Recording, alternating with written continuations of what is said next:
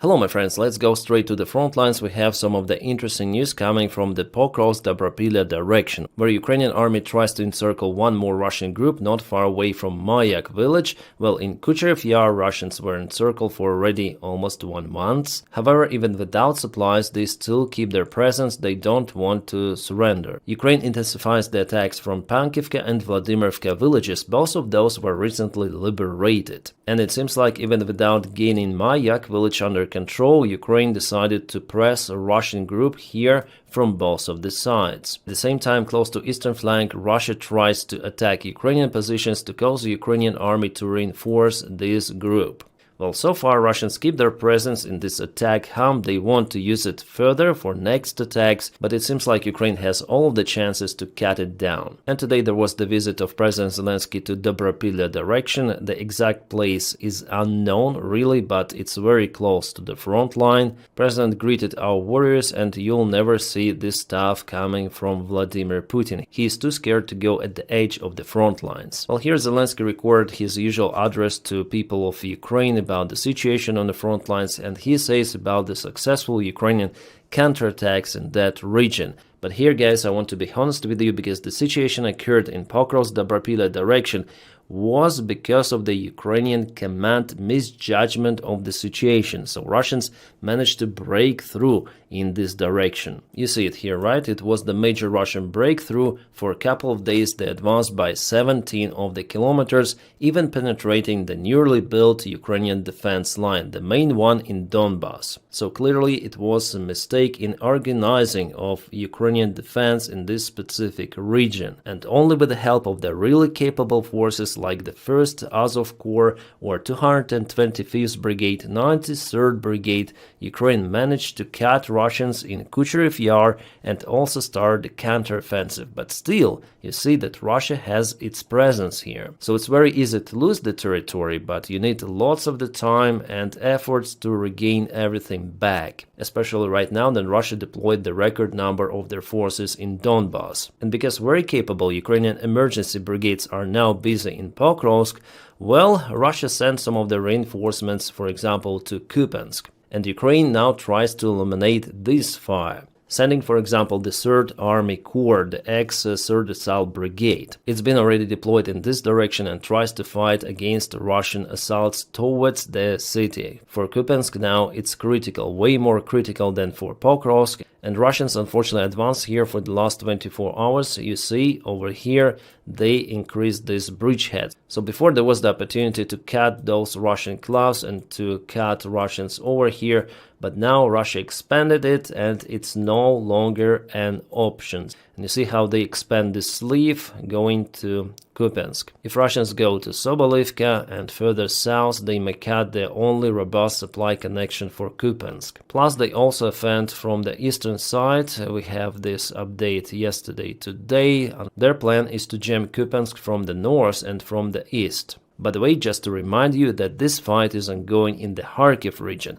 Kharkiv region was not officially included in the Russian constitution, which again marks that Putin's action here is to occupy Ukraine entirely, including Kharkiv Oblast, Dnipropetrovsk, Sumy, where he deployed Russian army, and where officially Russia haven't conducted any sort of the fake referendums to join those regions to annex them. Alright, some of the drone videos we have from the 3rd Assault Brigade. It's been deployed already in the Kharkiv region. We have newly published videos on their channel telling about it. And Kupiansk is also a Kharkiv direction, so I guess they operate in this region. So info about their deployment to Kupiansk region actually could be correct. OSINT Analytic Micro Center 3 also confirms the situation update in Kupiansk direction, so Russia now has 2 of the attack vectors. One is here in this bridgehead, and they want to expand from the east. Yeah, they still have to go for a long distance here. Also, they continue to press Ukrainian army from the northeastern part, so we'll see that. The situation for Kupiansk is not good, absolutely. And experienced fire teams are simply not enough to compensate the Russian attacks. Russia poured lots and lots of the reinforcements,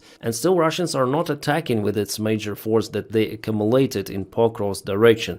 They're waiting for something, for the proper time to push with everything they have, but I hope that Ukraine is ready for even that scenario. So yeah, according to the latest information, Ukraine actually tries to counterattack here towards Kalinovo, but Russians took more ground. Also, Russians deployed their most capable unit, drone unit, Rubicon, so there are just swarms of drones flying around, including the city of Kupiansk. By the way, the chief of command of the Russian armed forces in Kupiansk direction is the traitor of Ukraine, Sergei Starozhenko, who was the commander of the 36th Ukrainian Naval Defense Brigade back in 2014. Basically, he surrendered himself and his unit to Russia, he obtained the Russian passport and continued his service in the Russian army. As you see, career is kind of impressive. Now he fights against his own people. I just hope that one day he will obtain what he deserves. No, not the medal, not even close. And here's for you to understand the situation with defense lines in Zaporizhzhia direction. Russians are trying to attack alongside the Dnipro River, also towards Orikhiv, and also the advance from this side. As for Ukraine, well, it has multiple of the forces and what is more important, defense lines. The defense lines are similar to those that Russia built on territory of occupied Kherson Oblast. From what I see, they're definitely robust, but there are some of the flaws, like for example, this area could be taken by Russia, for example, and they might go behind those defense lines to the open, vast areas where just occasionally there are some of the trenches. And the defense of the eastern flank of Zaporizhzhia, well, I wouldn't say it's too strong, no. Zaporizhzhia is over here, yeah, probably I'm blocking the view. So it's the main goal of the Russian army now to break through this main Ukrainian defense. That's why they're moving